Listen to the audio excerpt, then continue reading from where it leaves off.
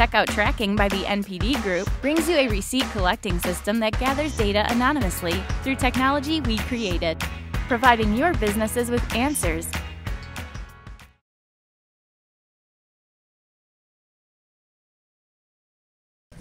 Okay, hello everyone. With all adjustments made, we now welcome Emily Greer, CEO of Kongregate, to the stage. Kongregate was a pioneer in free-to-play outside of Asia and probably indirectly contributed to the loss of millions and millions of man-hours at companies all across America. I know Emily's got a lot to get through, so I'll shut up now. Emily, if you'd like to give her a big round of applause. My talk today is called Breaking Labels, Core, Casual, and Other Misconceptions. And it's a little bit of a talk, it's also a little bit of a rant. And fair warning to those of you who are used to me doing talks with lots of data and economics, this is a totally data-free zone. It's mostly opinion and some history and some pictures of my grandmother. We can get into that. As Matthew said, I'm the CEO and co-founder of Kongregate.com. If you're not familiar with Kongregate, we are a social browser game portal, kind of like YouTube for games. We've got more than 100,000 games from 25,000 developers, so really representing pretty much every type of game, genre, etc. We're also now a third-party publisher on mobile with more than 15 titles, including Adventure Capitalist and Tyrant Unleashed, among others. So, as one of the very few female CEOs in gaming, I tend to get consulted whenever a reporter is writing about women in games. And I got this question a few months back. What impact have casual games like the ones you have on Kongregate had on attracting new female gamers to the mix? When I tried to answer this question, I got pretty stuck because I felt like there were all these assumptions baked into the question that I didn't really agree with and then didn't know how to answer. So, assumption that Kongregate is a site for casual games, that women don't play games as much as men, and women aren't attracted to games that aren't casual. So if I'm going to talk about casual games, I figured I should define it, and what better place to get that than the Casual Games Association, who put on Casual Connect. And on their website is this quote from Jessica Tams. Developed for the general public and families, casual games are video games that are fun and easy to learn and play. They're nonviolent, arcade-style games that involve puzzles, words, board and card games, game show, and trivia. So is Kongregate a site for casual games? This shows the top played games on our site in the month of January, I think. And there are definitely some casual games in there. For example, Adventure Capitalist and Clicker Heroes are both idle games. And while they're not in Jessica's sort of canonical list of casual games, I think anybody who's played one would feel pretty strongly that it was a casual game. But most of the rest of the most played games on Kongregate are from genres that really nobody would consider as casual. So we've got Contract Wars as a first-person shooter. We've got a couple of MMOs and a collectible card game that are all amongst the most popular games. And our demographics fit the core gamer stereotype. They're overwhelmingly male, they have a high weekly time spent on games, and they play a lot of console games. Here's some data from ComScore comparing Kongregate to places like IGN and Twitch and GameSpot. And we actually have a higher time spent on console games and a higher amount of money spent on console games than those sites, which is pretty surprising. And this is part of the reason why I really don't like the concepts of core and casual. Kongregate is a site dominated by classic core gamers, and the 5th most played game in the history of the site is Learn to Fly 2, and it's a cute launch game involving penguins that absolutely anybody could pick up and play. But more than the moneyness of their meaning, the reason I hate core and casual is because every time we use those terms, we are implicitly devaluing certain types of game experiences, particularly those of females and older adults. By calling any type of game core, we're automatically calling the rest peripheral. And another problem is that casual suggests that it's something that people do occasionally at best.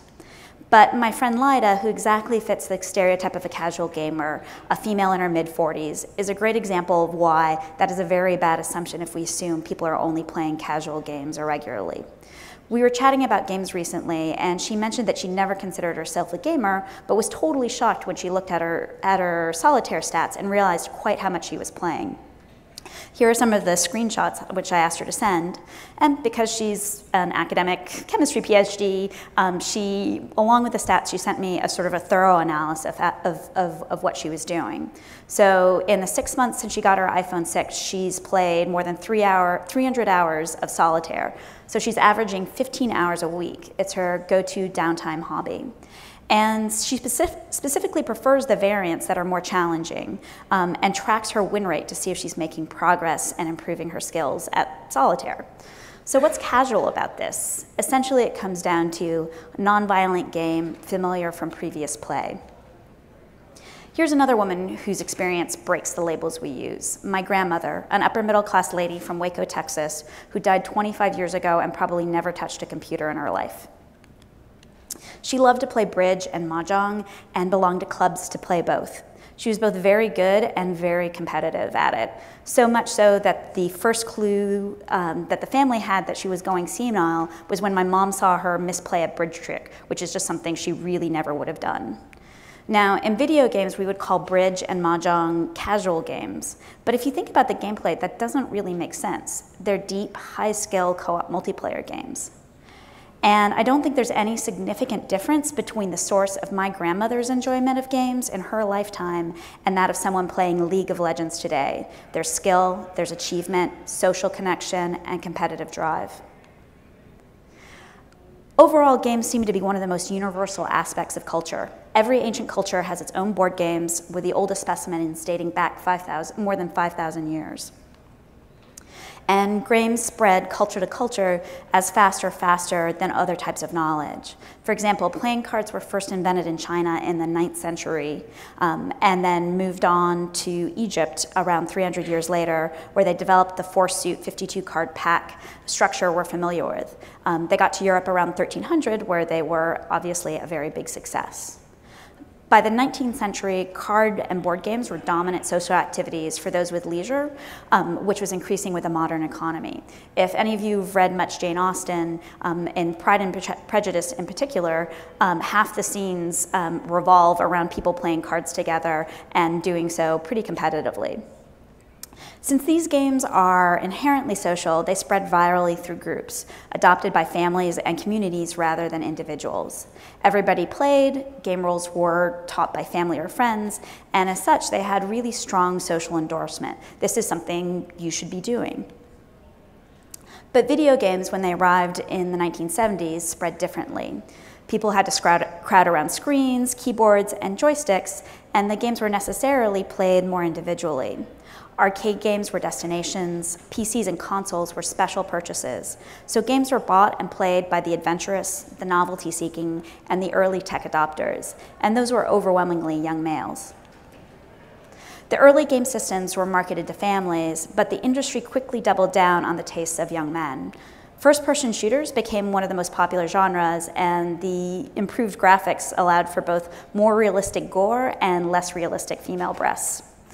The density of gamers within young males increased to the point where playing video games became automatic. It wasn't a geeky subculture anymore, though it was that too. It was what everyone did. The social endorsement, the passing of knowledge, though it was restricted by one particular demographic, was more like the way games used to pass through communities, pulling in males who might not have searched out games on their own.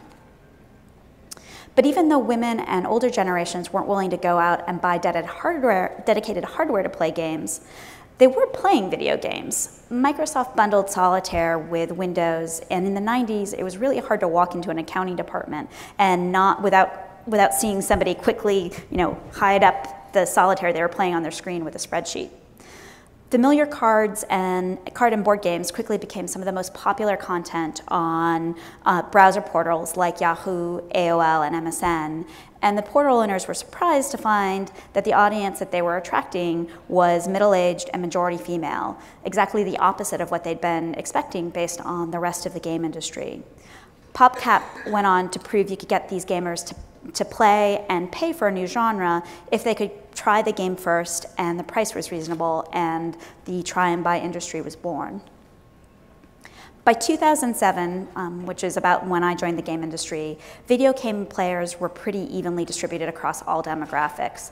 But the distribution and consumption of games was almost totally segregated between young men and everyone else. So men were playing on Steam, Xbox, PlayStation, getting news from IGN, GameSpot, etc. And the women were on Big Fish, MSN, Pogo, and places like that. That reinforced this stereotypical view of who a gamer was with the industry, the media, and the culture in general. Even though people were playing games en masse, it was mostly isolated and individual. The consumers didn't self-identify as gamers and often felt guilty about the fact that they were wasting time. Social activity was actually pretty strong, especially on a site like Pogo, but you were much more likely to be chatting with strangers than interacting with friends and family. So social games, when they arrived, really upended that paradigm. First of all, you didn't have to search out games. They were right there in the news feed where you were going several times per day. And they came to you with both social endorsement and social pressure. You know, my crops are dying, can't you help? Even while people complained about spam, it made activity that had been hidden visible, and it created this density of activity that helps convince people who are on the fence that this is an acceptable way to spend your time.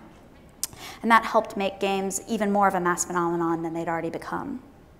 The other major innovation was the adoption of free-to-play as the dominant business model.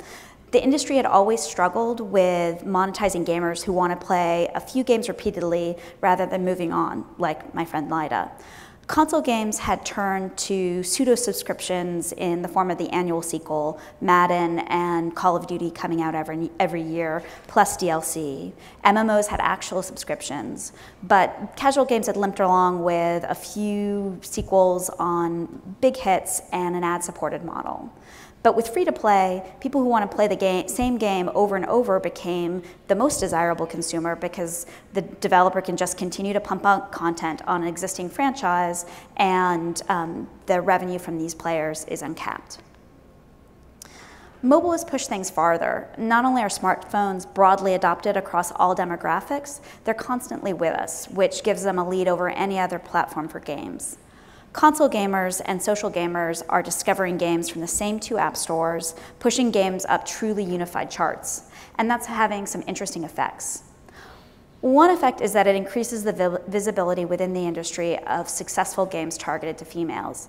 For example, last year, the Kim Kardashian game got just as much attention as Hearthstone, and I really doubt that would have happened if it had been just as successful on Big Fish, Yahoo, and places like that. But more important than that is that players are being exposed to games and genres that would never have been marketed to them in the past and finding that they like them.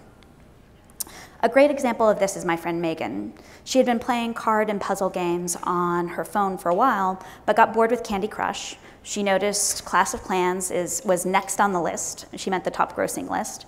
And she'd seen a commercial, so she gave it a try. That was 6 months ago, and she's now the leader of a competitive clan that is almost entirely made up of people she's never met, and tells me all about the guild drama, and I've caught her multiple times playing during parties when a guild war is on. And that kind of activity goes in both directions. I've seen surveys of GameStop's heavy console game buyers, because GameStop is Kongregate's parent company, and let me tell you, they're playing a lot of Candy Crush and other casual games. What that means is that hit games are, again, truly mass experiences, and that's part of what makes Super Bowl ads suddenly make sense again. So why am I ranting about core and casual labels if I think we're starting to transcend them anyway? Well, I believe that the stereotype shorthand of core and casual gamers have become so deeply embedded in all of us that it's interfering with how we design, market, and monetize games.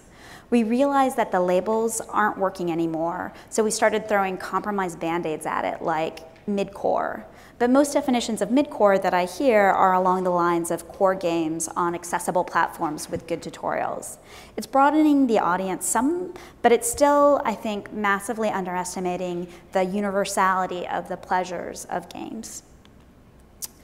And if you understand consumption patterns separate from genre taste, we can better serve customer needs. Here's another way we could split the audience rather than the same kind of tired buckets of core and casual. One is to look at novelty seekers, another is one-game hobbyists, and another bucket is true casual. So novelty seekers are people who are always looking for new twists in genre, theme, gameplay, etc. And to best match the business model to that type of gamer, you want shorter games in a paid model, kind of similar to the activity that you see on Steam right now. One-game hobbyists are people who will dedicate themselves to playing one game for a really long time, as long as the content keeps expanding and it feels fresh to them.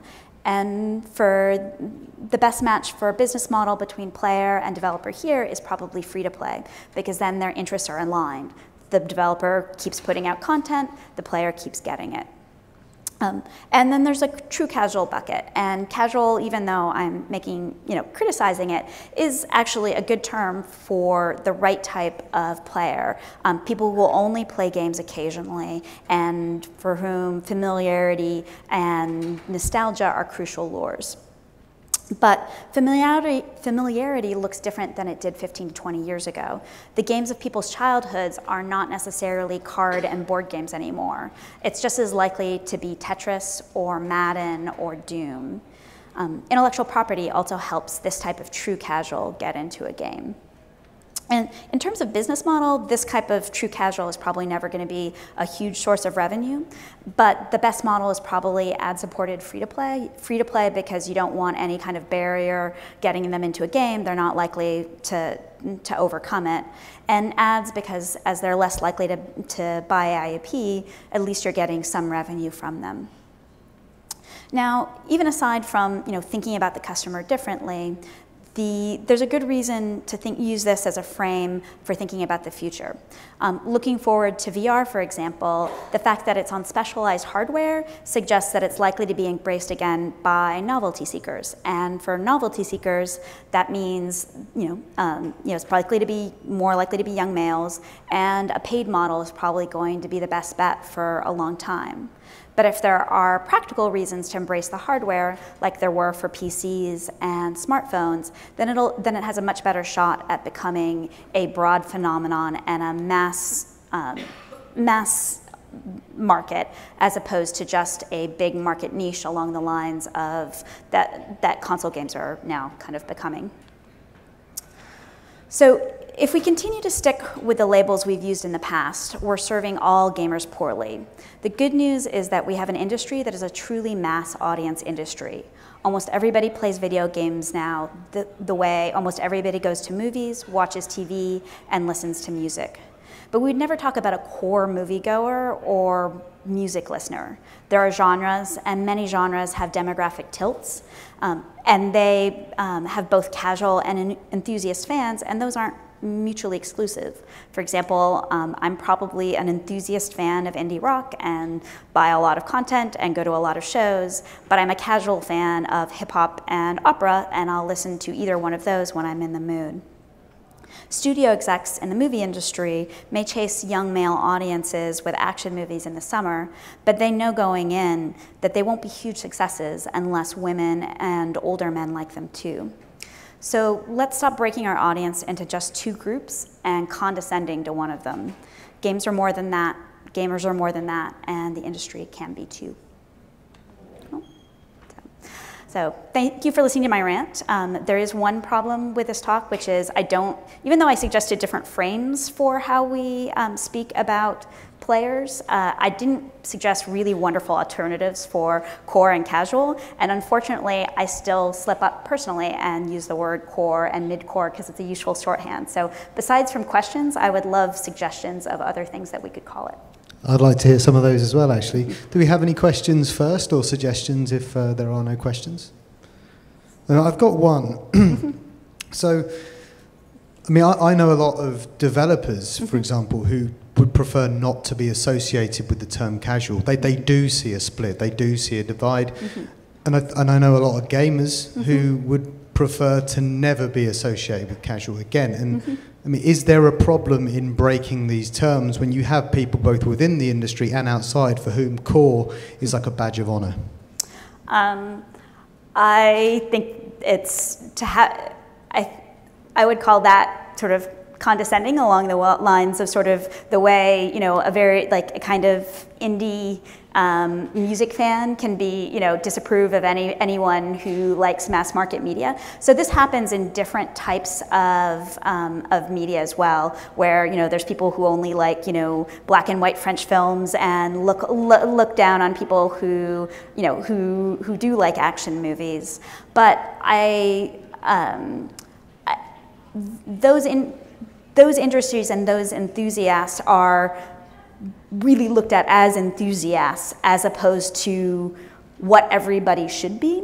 And I feel like, you know, if somebody wants to be, you know, sort of righteous about their gameplay, you know, that's a human instinct that is fair. But I think that it is limiting both to them as individuals and understanding what games could be. And I think for a game development company, it's really limiting because you're automatically saying, I only want these types of customers. And I think if you look at, you know, someone like Megan, who had no idea that she would love, you know, the kind of guild, the social fix of a guild, and combining that with guild warfare because it was never marketed to her. It shows how you're undermining, you know, the potential of your game.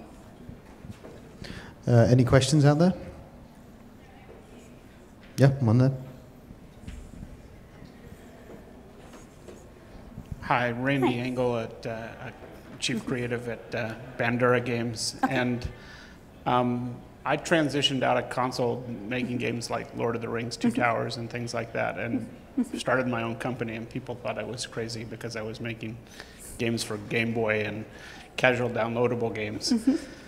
And when I showed them how much money the games that I was making for mobile at that point feature, they were like, wait a second, that's 10 times what our console games make. And I'm like, yes. Yes. I met a woman who worked at Yahoo a number of years ago as the Yahoo Games, one of the directors there. And she came here to Casual Connect, and she and I sat at a bar and had a very interesting talk about a research study she was doing. And she broke down at least 8 different consumer types and player types, and she was trying to redefine the genres and all the pieces, and she was putting all this research behind it. I have never seen her here since, and I have never known what happened to all that research. But I think somebody at Yahoo Games must have. Yeah, well, and I don't think part of it is I don't think it's all fluid, you know, like. Right. Because, you know, somebody who is big into, you know, League of Legends and that's their main, you know, hobby game could very well be snacking on all sorts of casual games on Congregate and mobile on the side. And the problem is that because games are universal, you know, most of us are somewhat omnivorous. If we're not sort of intimidated out of it, you know, there's a pretty good chance that we'll like it. I agree. Well, I think that might be all we have time for, I'm afraid. So if you could all give Emily a round of applause.